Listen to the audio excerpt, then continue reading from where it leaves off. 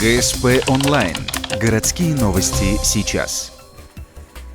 На мосту через реку Чебью около автовокзала снова произошло обрушение асфальта. Это уже второй случай за последнее время. Первую дыру заделали быстро, а вот на вторую, видимо, не хватило ни времени, ни сил. Вместо этого повесили ограждающую ленту и установили знак «Дорожные работы». Но нашему гражданину закон не писан, люди ходят где удобно и как привычно. Поэтому лента порвана, а некоторые горожане ходят вдоль проезжей части, несмотря на проезжающий мимо транспорт. Как пояснили в управлении ЖКХ, это безобразие должно разрешиться в ближайшее время. Значит, я так думаю, сегодня-завтра, в ближайшие сроки уже сегодня должны приступить к выполнению ремонта этого моста, будет выполнять спецавтодор.